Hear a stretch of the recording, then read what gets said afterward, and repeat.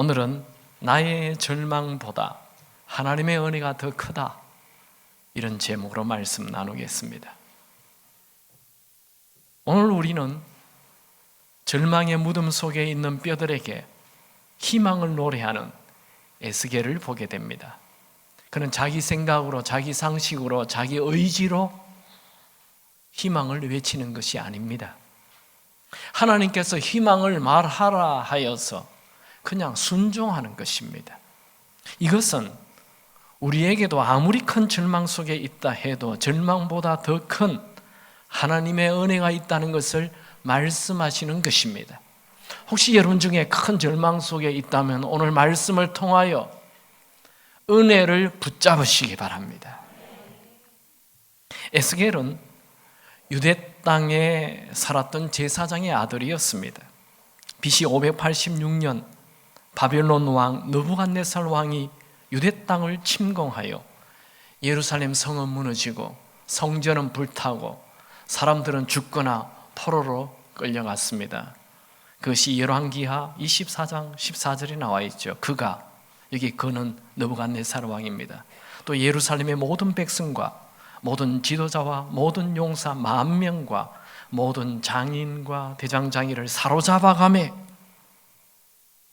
이렇게 유대 땅은 망하고 많은 사람이 포로로 끌려갔습니다. 그때 유대 땅의 마지막 왕 여호야긴 왕도 포로로 끌려가고 오늘 본문에 나오는 에스겔도 그리고 다니엘도 다 포로로 끌려갔습니다. 이때 에스겔의 나이는 약 25살 정도 됩니다. 그는 깊은 절망에 빠지지요. 그가 제사장의 신분이지만 아무것도 할 것이 없어요. 나라도 망하고 자기 가족도 다 흩어지고 그리고 자기를 봐도 이웃을 봐도 미래를 봐도 희망이 하나도 없는 것입니다. 하나님의 살아계심은 믿지만 하나님이 자기 나라를 버린 것 같고 아무리 기도해도 응답도 하지 않는 하나님으로 느껴졌습니다. 에스겔은 바벨론 땅의 그발 강가에 있는 포로 수용소에서 지냈습니다. 그가 포로 생활을 한 지 5년 정도 되었을 때 그의 나이 30의 환상을 보게 됩니다. 그것이 에스겔 1장 1절이죠. 30째 해 넷째 달 초닷새에 내가 그발 강가 사로잡힌 자 중에 있을 때에 하늘이 열리며 하나님의 모습이 내게 보이니, 에스겔이 하나님을 찾아간 것 아니고 하나님이 에스겔을 찾아오신 것입니다. 이것이 하나님의 은혜입니다. 이제 오늘 본문을 보죠. 에스겔서 37장 1절 2절 여호와께서 권능으로 내게 임하시고 그의 영으로 나를 데리고 가서 골짜기 가운데 두셨는데 거기 뼈가 가득하더라. 나를 그 뼈 사방으로 지나가게 하시기로 본즉 그 골짜기 지면의 뼈가 심이 많고 아주 말랐더라. 하나님께서 에스겔을 데리고 골짜기로 갔어요. 그의 눈에 보이는 것은 땅에 매장된 뼈가 아니고 그냥 골짜기에 널브러져 있는 뼈가 가득한 그런 골짜기를 보았습니다. 마른 뼈. 마른 뼈는 뭘 얘기합니까?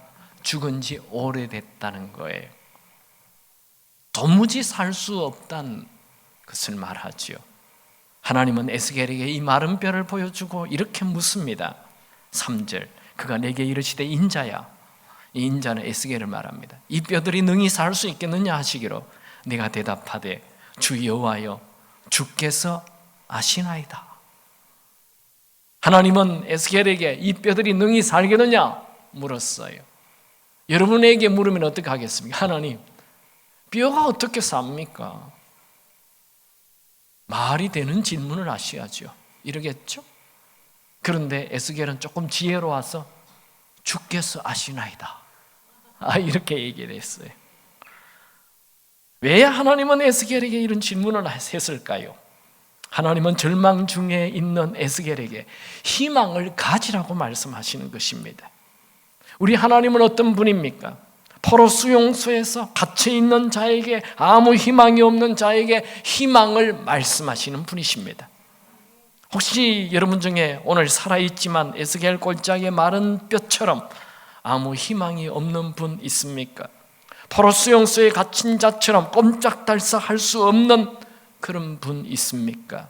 하나님은 그분에게 희망 주시길 원하십니다. 여러분, 나는 나를 포기할 수 있지만 나를 이 땅에 보내신 하나님은 나를 포기하지 않으십니다. 여러분, 우리의 미래를 결정하는 것은 환경이 아니고 하나님이 결정하십니다. 여러분, 환경을 보고 희망을 찾으려 하지 마시고 하나님을 바라보고 희망을 가지시기 바랍니다. 하나님에겐 절망이란 없습니다. 하나님은 우리에게 은혜 베푸시길 기뻐하시는 분이십니다. 여러분, 아무리 마른 뼈와 같은 상황에 있다 해도 희망을 가지십시오. 희망이 없는 적은 없습니다. 단지 희망을 포기한 사람이 있을 뿐입니다. 우리 예수 믿는 사람에게는 언제나 희망이 있습니다. 왜냐하면 하나님이 살아 계시기 때문입니다. 여러분, 사막에도 꽃이 피죠. 아무리 쓰레기 더미에도 장미는 핍니다. 씨앗만 있으면 핍니다. 그 씨앗이 바로 희망입니다. 그러면 어떻게 하면 마른 뼈와 같은 상황에서, 포로 수용소와 같은 상황에서 희망을 가질 수 있습니까? 첫 번째로, 마른 뼈가 살아나려면 하나님 말씀을 들어야 합니다. 우리 오늘 말씀 같이 봅시다. 에스겔서 37장 4절 다 같이 읽습니다. 또 내게 이르시되 너는 이 모든 뼈에게 대언하여 이르기를 너희 마른 뼈들아 여호와의 말씀을 들을지어다. 하나님은 에스겔에게 뼈들을 향하여 하나님의 말씀을 들으라 하고 외치라 말하였습니다. 에스겔은 하나님 말씀대로 뼈들을 향하여 하나님의 말씀을 외칩니다. 7절 8절 같이 읽습니다. 이에 내가 명령을 따라 대언하니 대언할 때에 소리가 나고 움직이며 이 뼈 저 뼈가 들어맞아 뼈들이 서로 연결되더라. 내가 또 보니 그 뼈에 힘줄이 생기고 살이 오르며 그 위에 가죽이 덮이나 그 속에 생기는 없더라. 여러분, 죽은 지 오래된 마른 뼈에게 살아나라 이렇게 말한다고 살아나겠습니까? 그런데 에스겔은 그 말도 되지 않는 명령에 그냥 순종합니다. 그대로 선포해요. 그랬더니 죽은 지 오래된 뼈들이 살아나기 시작합니다. 지금 에스겔의 상태는 뼈들을 향해 살아나라 말할 수 있는 상황이 아닙니다. 나라 빼앗기고 포로로 비참하게 살아가고 있습니다. 그는 포로 생활 속에 유일한 위로였던 아내마저 죽어버렸습니다. 에스겔서 24장 18절에 보면 내가 아침에 백성에게 말하였더니 저녁에 내 아내가 죽었으므로, 정말 에스겔의 상황은 최악입니다. 그 자신이야말로 마른 뼈 그 자체입니다. 그는 살아있지만 사실 죽은 자와 같았어. 그러나 그는 말씀에 순종합니다. 여러분, 하나님은 이 말씀 한마디로 천지를 창조하셨습니다. 하나님 말씀 안에는 천지가 들어있어요. 하나님 말씀은 불가능을 가능케 하십니다. 하나님은 죽은 자를 살리시는 분이십니다. 로마서 4장 17절 하나님은 죽은 자를 살리시며 없는 것을 있는 것으로부터 있는 것으로 부르시는 이시니라. 여러분, 여러분이 아무리 큰 절망 속에 빠져 있다 하더라도 하나님 말씀을 듣고 그 말씀대로 순종하면 반드시 살아납니다. 히브리서 4장 12절 하나님 말씀은 살았고 활력이 있어. 여러분, 하나님 말씀 살아있어요. 여러분이 아무리 어려워도 말씀을 읽으면 살아납니다. 여기 혹시 부부 싸움 하면 어떻게 합니까? 어떤 분들은 부부 싸움을 하면 집을 막 나가는 분이 있고, 어떤 분은 부부 싸움을 하면 막 먹는 분이 있고, 어떤 분은 부부 싸움을 하면 입을 뒤집어 쓰고 자는 분이 있어요. 여러분들은 부부 싸움을 하고 상황이 어려울 때 말씀을 읽으시기 바랍니다. 그럼 내 영혼이 살아납니다. 여러분, 세상의 소리를 듣지 말고 하나님 말씀을 들으십시오. 여러분, 틈만 나면 하나님 말씀을 읽고 들으시기 바랍니다. 말씀이 임하면 죽어가는 영혼이 살아납니다. 시편 19편 7절, 여호와의 율법은 완전하며 영혼을 소성시키며. 여러분, 마른 뼈는 아무리 고함을 쳐도, 아무리 북을 쳐도, 아무리 아름다운 음악을 들려주어도, 아무리 맛있고 좋은 음식을 주어도 살아나지 않습니다. 죽었기 때문에 그렇죠. 여러분, 우리 자녀들에게 좋은 음식 먹이고 좋은 학원 보내고 심지어 유학을 보내도 살아나지 않습니다. 그 자녀의 마음에 하나님 말씀이 없다면 그 자녀는 이미 죽은 마른 뼈입니다. 여러분, 자녀들에게 말씀을 먹이십시오. 그리고 말씀에 순종하게 하십시오. 그렇지 않는다면 다 마른 뼈처럼 되고 맙니다. 예수님 분명히 말씀하시죠. 제 얘기가 아니에요. 사람이 떡으로만 살 것이 아니요 하나님의 입으로 나오는 말씀으로 살리라. 이 말을 뒤집으면 사람은 말씀 먹지 않으면 마른 뼈처럼 죽는다는 얘기입니다. 근데 우리 부모들이 애들에게 자꾸만 음식만 자꾸 뭐 좋은 옷만 사주고 뭐 하자는 대로 다 죽이는 것입니다. 말씀을 먹여야 합니다. 말씀을. 에브라함 링컨은 어린 시절 부모가 죽죠. 링컨의 어머니는 그가 10살 때 죽게 됩니다. 유언을 남깁니다. 사랑하는 아들아, 이 성경책은 내 부모님으로부터 물려받은 것이다. 나는 너에게 100에이크의 땅을 물려주는 것보다 이 한 권의 성경책을 물려주는 것을 진심으로 기쁘게 생각한다. 아들아, 너는 이 성경책을 부지런히 읽고 이 말씀대로 살아라. 이것이 나의 마지막 부탁이다. 약속할 수 있겠니? 링컨은 비록 나이가 어리지만 어머니의 유언을 마음 깊이 간직하고 그 약속을 지킵니다. 그는 틈만 나면 말씀을 읽었습니다. 그는 초등학교밖에 나오지 않았지만 말씀을 열심히 읽고 말씀대로 살아 기어이 미국 역사상 가장 존경받는 대통령이 되었습니다. 조지 뮬러는 5만 번의 기도 응답을 받은 자로 알려져 있습니다. 하지만 조지 뮬러가 신구약 성경을 200독 했다는 것은 잘 모릅니다. 말씀을 많이 읽으면 이 말씀이 나를 끌고 가고 이 말씀이 나를 살려주는 것입니다. 저는 여러분들에게 올 초에 성경 100독 카드를 나눠드렸어요. 어떤 분들은 말도 안 돼. 아예 시도를 여러분 하루에 10장씩 읽으면 1년에 4독 하게 됩니다. 그렇게 20년만 하면 80독 합니다. 그러니까 100독 할 수 있습니다. 지금부터 제가 보니까 다 20년은 더 사실 것 같은데 다 100독 할 수 있습니다. 100독 한번 시도해 보시기 바랍니다. 말씀을 쏟아부으십시오. 여러분, 욥은 어마어마한 시험을 당하죠. 뭐 보통 시험 당하는 게 아니에요. 뭐 재산 다 없어지고 가축 다 죽고 또 아내 죽고 아내 도망가 버리고 아들 딸 다 죽고 몸은 온통 그냥 질병에 걸려서 악취가 나고 주변 사람들 다 자기를 욕을 하고 어떻게 살겠습니까? 절망 중에도 이 절망 아닙니까? 그가 어떻게 살아납니까? 욥기 23장 12절, 네가 그의 입술의 명령을 어기지 아니하고 정한 음식보다 그의 입에 말씀을 귀히 여겼도다. 하나님 말씀을 지키는 자, 하나님 말씀을 붙잡는 자는 어떤 절망 속에 있어도 살아나게 되는 것입니다.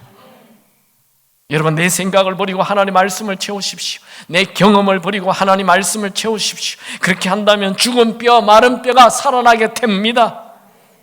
여러분, 하나님 말씀이 여러분을 지나가게 하십시오. 하나님 말씀이 여러분을 덮어버리게 하십시오. 하나님 말씀이 여러분의 세포를 가득 채우게 하십시오. 그런데 요즘 아이들은 하루 종일 인터넷만 보고 있어요. 핸드폰만 보고 있어요. 다 죽는 거예요. 다 죽었어요, 이미. 여러분, 겉모습이 멀쩡하다고 사는 게 아니에요. 다 죽었어요. 해고래, 해고.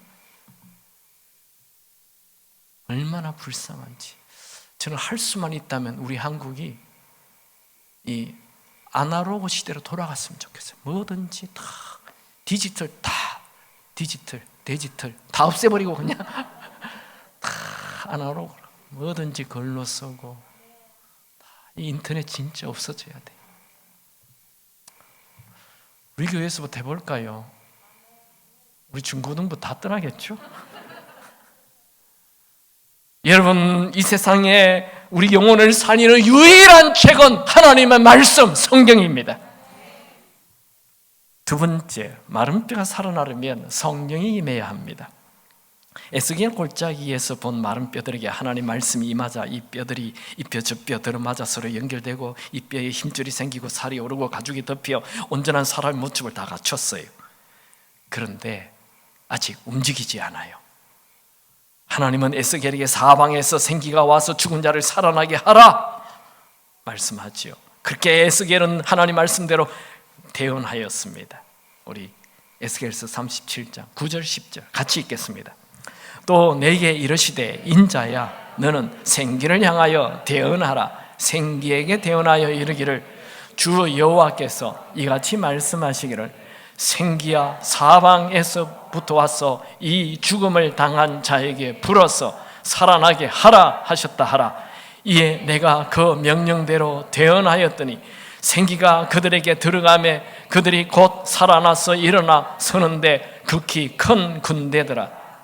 마른 뼈들에게 하나님 말씀이 임하자 사람의 모습을 갖췄지만 그 뼈들이 움직이지 않았는데 생기가 임하자 하나님 말씀 생기가 임하자 그들이 살아서 거대한 군대를 이루었다. 여기 생기는 루아 성령을 말합니다. 여러분, 성경은 누가 썼어요? 성령의 감동으로 성령이 쓴 거예요. 디모데후서 3장 16절 모든 성경은 하나님의 감동으로 된 것으로 베드로후서 1장 21절 예언은 오직 성령의 감동하심을 입은 사람들이 하나님께 받아 말한 것이니라. 그러므로 성경은 공부를 많이 했다고 성경을 읽고 이해가 되는 게 아니에요. 성령이 그 마음에 있어야 성경을 읽고 이해를 할 수 있게 되는 것입니다.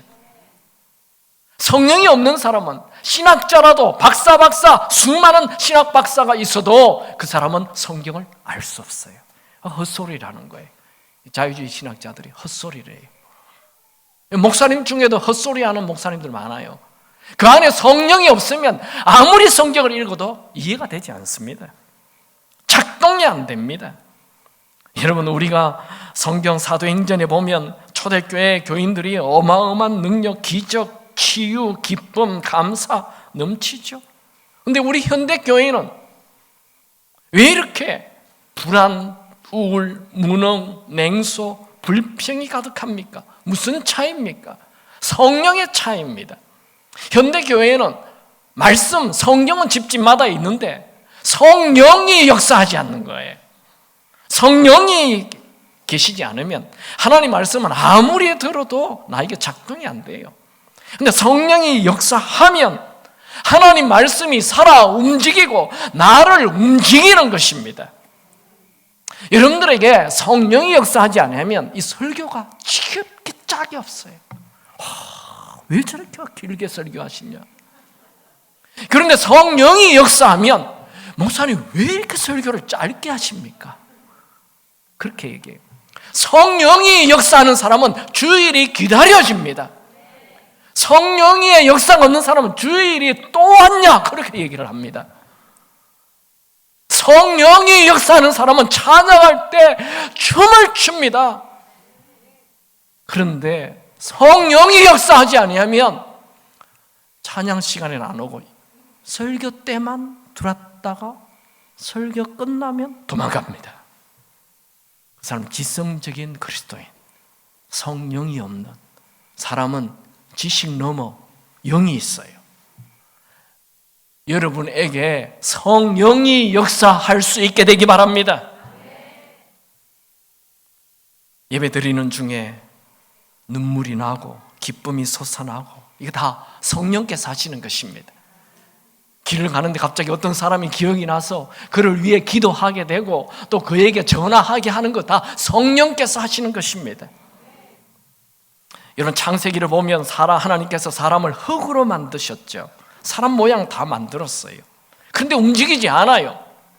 그런데 하나님이 이 생기가 루아 성령입니다. 창세기 2장 7절 여호와 하나님이 땅에 흙으로 사람을 지으시고 생기를 그 코에 불어넣으시니 사람이 생명이 됩니다. 사람이 아무런 흙으로 사람의 모형을 다 갖췄다 해도 하나님의 생기가 들어가지 아니하면 참 사람이 될 수 없습니다. 마찬가지로 우리가 아무리 많은 교육을 받고 공부를 한다고 해도 성령이 역사하지 아니하면 우리는 한낱 짐승과 똑같습니다. 우리를 정말 살리는 것은 하나님의 영, 성령입니다. 여러분, 현대 교인들은 더 많은 교육이나 더 많은 지식이 아니라 성령의 생기가 필요합니다. 아무리 예수를 믿는다 해도 그 안에 성령이 계시지 아니하면 그 사람은 예수를 믿는 자가 아닙니다. 제 얘기가 아니고 로마서 8장 9절, 만일 너희 속에 하나님의 영이 거하시면 너희가 육신에 있지 아니하고 영에 있나니 누구든지 그리스도의 영이 없으면 그리스도의 사람이 아니라. 이런 말씀을 하면 내 안에 성령이 계시는가 하며 또 걱정하는 교인이 있습니다. 걱정하지 마십시오. 여러분들이 예수님을 나의 주인으로 영접하면, 예수님이 내 안에 들어오시면 삼위일체 하나님, 성부, 성자, 성령님은 이미 내 안에 들어와 계시는 것입니다. 문제는 성령 충만하냐 충만하지 않느냐의 문제인 것입니다. 오늘날 교인들이 성령이 그 안에 없다는 것이 아니고 성령 충만하지 않는 것입니다. 성령 충만하지 아니하면 성령이 계셔도 있는지 모르는 거예요.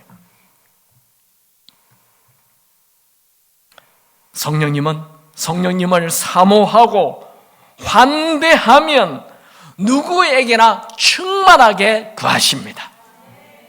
여러분, 아침에 일어나자마자 성령을 사모하고 성령 충만을 구하십시오. 이거 어려운 거 아니에요. 목사님, 저는요 성령 충만도 참 어렵습니다. 절대 어렵지 않습니다. 여러분, 욕심 충만 어렵습니까? 쉽습니다. 욕심 충만 얼마나 쉬운지 몰라요. 걱정 충만 어렵습니까? 쉽습니다. 온갖 걱정 다 모아드리면 걱정 충만해집니다. 순식간에 걱정 충만할 수 있습니다. 마찬가지로 성령 충만 쉽습니다. 내 안에 성령 하나님을 가득 채우면 되는 것입니다. 성령 충만을 원하면 성령 충만해집니다. 성령 충만은 특별한 사람만 아니라 평범한 사람도 누구든지 성령 충만할 수 있습니다.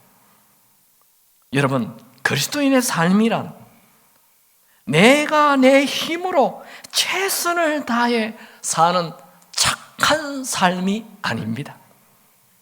그건 불교예요. 내 노력으로, 내 힘으로 어떻게 해보려고 하는 거, 그건 나의 공로일 뿐입니다. 여러분, 우리 예수 믿는 사람은 성령 충만하지 않고는 절대로 생기가 넘치는, 기쁨이 넘치는 삶을 살 수 없습니다.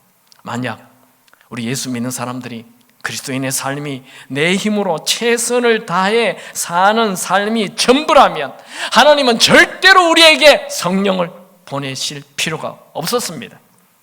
예수님은 이 세상을 떠나시면서 옛다, 이 성경을 열심히 연구해라 이러고 떠나지 않았어요. 예수님은 우리에게 내가 너에게 성령을 보내리라. 그래서 제자들이 성령 받고 완전히 다른 인생을 살았지 않아요.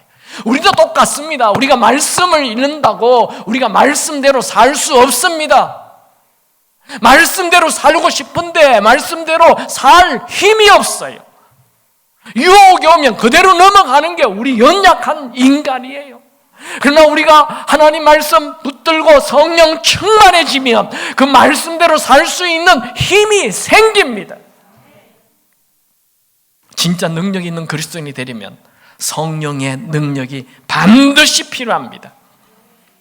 여러분, 성령의 능력으로 살아야 희망 넘치는 삶을 살게 됩니다. 로마서 15장 13절, 이 말씀은 여러분들이 암송하면 좋겠습니다. 이 바울의 마지막 말이거든요. 로마서의 마지막 말. 우리 로마서의 마지막이 16장으로 알고 있는데 로마서 15장 13절이 마지막 말이에요. 그 이후에는 이 14절, 그다음 16장은 다 이 바울의 마지막 자기의 계획과 안부 인사예요. 진짜 로마서의 마지막은 로마서 15장 13절로 끝나요. 같이 읽습니다. 소망의 하나님이 모든 기쁨과 평강을 믿음 안에서 너에게 충만하게 하사 성령의 능력으로 소망이 넘치게 하시기를 원하노라. 사도행전에 나오는 예수님의 제자들이 매일 성령의 능력으로 가는 데마다 기적의 삶을 살았습니다. 그런데 우리는 성령을 까맣게 잊어버리고 매일 패배와 절망과 두려움 속에 살아가고 있습니다. 현대 교인들의 최고의 문제는 성령 없이 절망 속에 살아가는 것입니다. 여러분, 오늘 성령의 능력으로 소망, 희망 넘치는 삶을 사시길 축원합니다. 하나님은 에스겔에게 죽은 뼈들이 가득한 골짜기에 데려가서 그 죽은 뼈들에게 생기가 임하게 하라 대언을 하자 그 뼈들이 살아나는 환상을 보게 해주었습니다. 그 후 하나님은 에스겔에게 이렇게 명령합니다. 11절 12절 또 내게 이르시되 인자여 이 뼈들은 이스라엘 온 족속이라. 그들이 이르기를 우리의 뼈들이 말랐고 우리의 소망이 없어졌으니 우리는 다 멸절되었다 하느니라. 그러므로 너는 대언하여 그들에게 이르기를 주 여호와께서 이와 같이 말씀하시기로 내 백성들아 내가 너희 무덤을 열고 너희로 거기에서 나오게 하고 이스라엘 땅으로 들어가게 하리라. 하나님은 에스겔이 본 그 환상, 그 골짜기의 마른 뼈가 바로 이스라엘 사람들이라는 거예요. 아니 지금 이스라엘 사람들이 비록 포로로 살고 있지만 마른 뼈는 아닙니다. 그런데 하나님의 눈으로 보니 그들이 다 마른 뼈라는 거예요. 마른 뼈의 특징이 뭐예요? 소망이 없다. 소망이 없어졌으니. 여러분들이 지금 살아있지만 소망 없이 살아간다면 마른 뼈예요. 또 성경을 보면 몸은 살아있지만 세상의 쾌락에 빠져 사는 사람 마른 뼈라고 기록하고 있어요. 디모데전서 5장 6절 향락을 좋아하는 자는 살았으나 죽었느니라. 왜요? 향락에 빠진 사람은 내일에 대한 희망이 없기 때문에 죽은 거예요. 이미 마른 뼈예요. 또 요한일서에 보면 마른 뼈가 소개되는데 사랑하지 않는 사람, 그 사람 마른 뼈라는 거예요. 요한일서 3장 14절 사랑하지 아니하는 자는 사망에 머물러 있느니라. 사람은 사랑을 해야 사랑하는 맛이 나고 생기가 있고 기쁨이 있는데 사랑하지 않고 맨날 화를 내고 살면 그건 마른 뼈예요. 죽은 사람이에요. 우리 주위에도 마른 뼈처럼 사는 사람 많죠. 겉은 멀쩡한데 무덤 속에 사는 것과 같이 아무런 소망이 없어. 냉랭해요.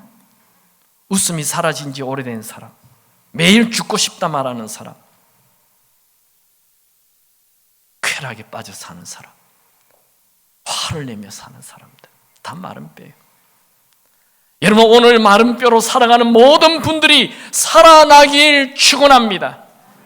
하나님은 에스겔에게 마른 뼈와 같이 희망 없이 살아가는 자들에게 무덤을 열고 거기에서 나오라 말하였습니다. 그런데 우리는 우리 스스로 그 무덤에서 나올 힘이 없습니다. 하나님의 은혜로 무덤에서 나오게 되는 것입니다. 13절 14절 내 백성들아 내가 너희 무덤을 열고 너희로 거기에서 나오게 한즉 너희는 내가 여호와인 줄을 알리라. 내가 또 내 영을 너희 속에 두어 너희가 살아나게 하고 내가 또 너희를 너희 고국 땅에 두리니 나 여호와가 이 일을 말하고 이룰 줄을 너희가 알리라. 여호와의 말씀이니라. 여러분, 하나님은 여기 말한 대로 바벨론 땅의 포로의 생활, 마른 뼈로 살아가는 그들을 자기 고향 이스라엘로 다 돌아가게 합니다. 여러분, 이 포로로 살아가는 그들이 이스라엘로 돌아갈 수 있는 확률 0.1%도 없어. 불가능한 일입니다. 그러나 하나님은 역사의 주인이시고 지금 살아계시기 때문에 이 바벨론 왕 고레스 왕의 마음을 움직여 이스라엘 사람들 다 돌아가게 만들었습니다. 이런 일은 지금도 하나님은 하십니다. 이스라엘 백성들이 고국 이스라엘 땅으로 돌아간 것은 전적인 하나님의 은혜였습니다. 여러분, 우리의 절망은 끝이 아닙니다. 그 절망 끝에 하나님의 은혜가 기다리고 있습니다. 그럼 동굴과 터널의 차이를 아시죠? 동굴은 안으로 들어가면 들어갈수록 더 깊은 동굴에 빠지는 거예요. 터널은 안으로 들어가면 계속 가면 반드시 환한 빛이 나타나는 게 터널이에요. 우리 예수 믿는 사람들의 절망은 동굴이 아니고 터널입니다. 곧 하나님의 은혜가 나타납니다. 여러분 중에 지금 마른 뼈처럼 아무런 희망도 없이 살아가는 분이 있습니까? 계속 마른 뼈로 살지 마십시오. 거기에서 나와야 됩니다. 그런데 우리 힘으로 못 나와요. 하나님의 은혜가 필요합니다. 오늘 성령의 생기가 사방으로 와서 마른 뼈처럼 사는 자들이 살아나게 되기 바랍니다. 오늘 성령의 생기가 사방으로 와서 무덤 속에 갇혀 사는 자들이 살아나게 되기 바랍니다. 여러분, 요즘 삶이 마른 뼈와 같이 죽어가고 있습니까? 성령님을 찾으십시오. 갑자기 살고 싶지 않다 이런 생각이 들었습니까? 성령님을 찾으십시오. 갑자기 사는 게 구질구질하다 이런 생각이 들면 성령님을 찾으십시오. 갑자기 마음이 텅 빈 것 같습니까? 왠지 공허합니까?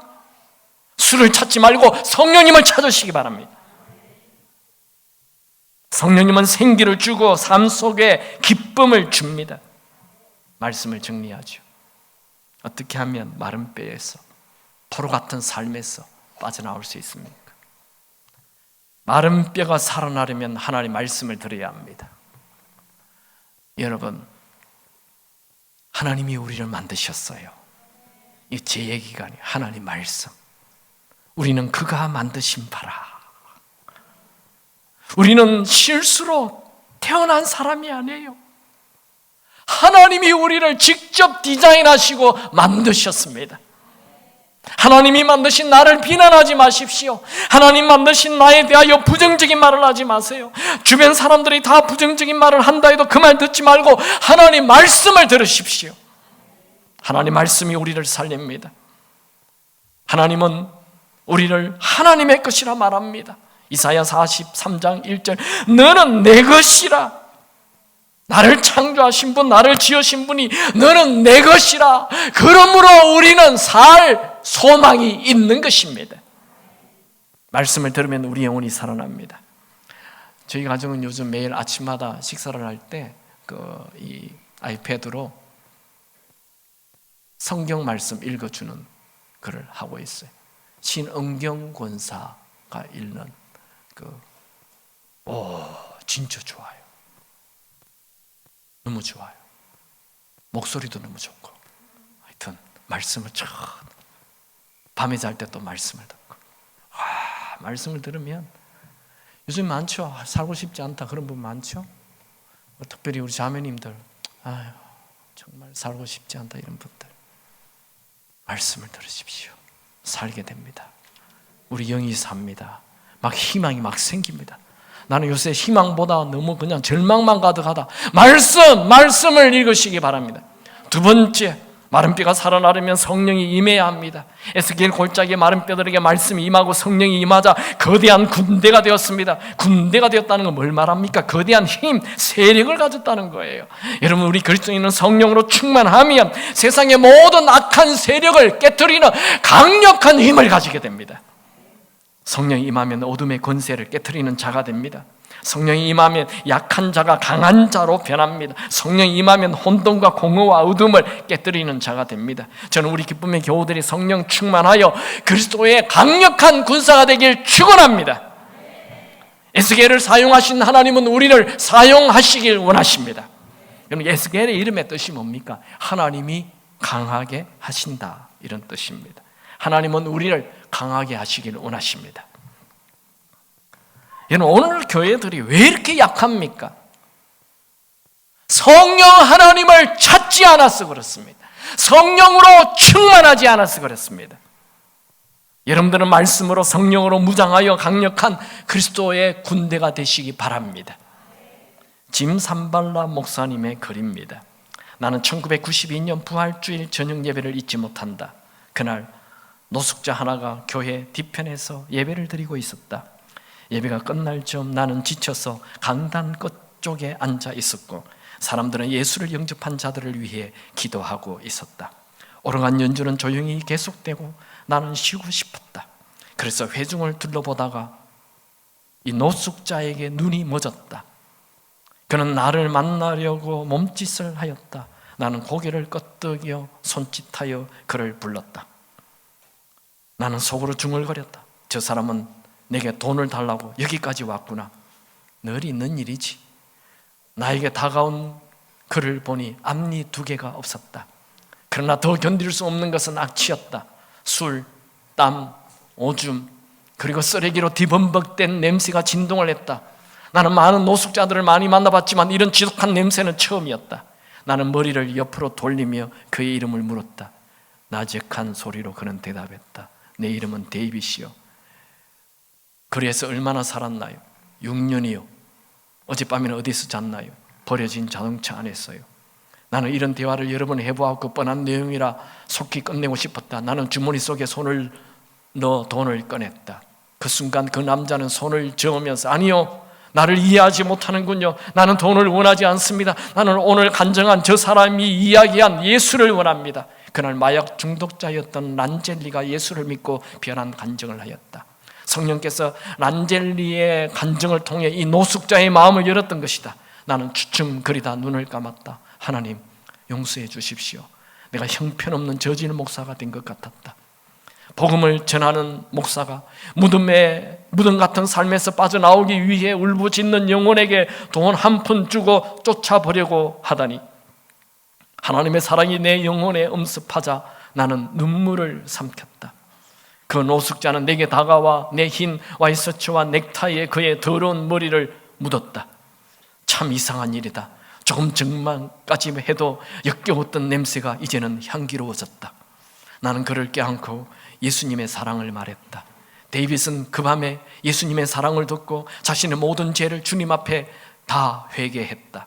그는 6년 안에 노숙자의 삶을 완전히 정리하고 빠져나왔다. 아무런 소망이 없는 죽은 자처럼 살던 데이빗은 새 사람이 되었다. 지금 데이빗은 우리 교회에서 관리부를 맡아 10명의 일꾼들을 감독하는 자리에서 섬기고 있다. 그리고 결혼하여 아버지가 되었고 집회 때마다 그에게 변화를 준 성령 하나님을 간증한다. 그는 우리 교회에서 없어서는 안 되는 강력한 용사이다. 누가 그를 바꾸겠는가?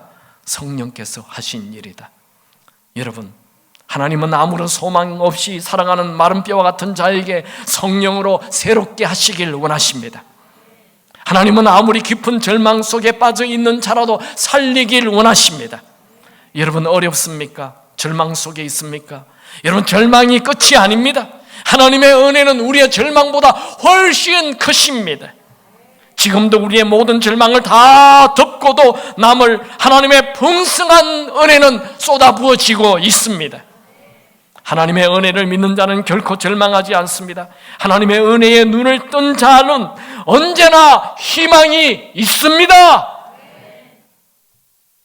한번 복창합시다. 나에게 희망이 있습니다. 우리 옆에 있는 분에게 당신에게 희망이 있습니다. 왜냐하면 하나님의 은혜가 있기 때문입니다.